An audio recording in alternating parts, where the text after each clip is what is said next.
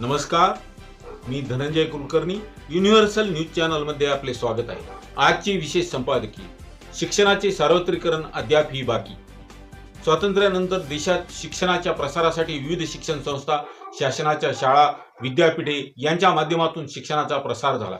वर्तमानात समाधानकारक शिक्षणाचा प्रसार झाला नाही ही खंत म्हणावी लागेल. शिक्षण क्षेत्रात केवळ अभ्यासक्रमाचे शिक्षण पुरेसे नसून नैतिक मूल्यांचे शिक्षण अग्रक्रमाने देणे आवश्यक आहे. नैतिक मूल्यासोबत विद्यार्थ्यांची गुणवत्ता वाढ झाली पाहिजे.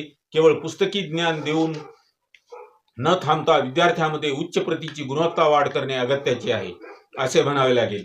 तसेच उच्च शिक्षणात संशोधनाला गती देणे व विद्यार्थ्यांना बालपणापासूनच संशोधक वृत्ती निर्माण व्हावी या दृष्टीने विद्यार्थी घडवले तर शिक्षणाचे वास्तववादी मूल्य रुजतील.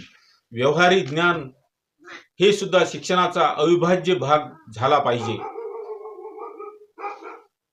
विद्यार्थ्यांच्या व्यक्तिमत्व विकास होण्यासाठी विविध उपक्रम राबवणे ही काळाची गरज म्हणावी लागेल. शिक्षण क्षेत्राचा विस्तार होणे ही आवश्यक आहे. पाहत रहा युनिव्हर्सल न्यूज चॅनलला लाईक करा, सबस्क्राईब करा, शेअर करा. जय हिंद, जय महाराष्ट्र.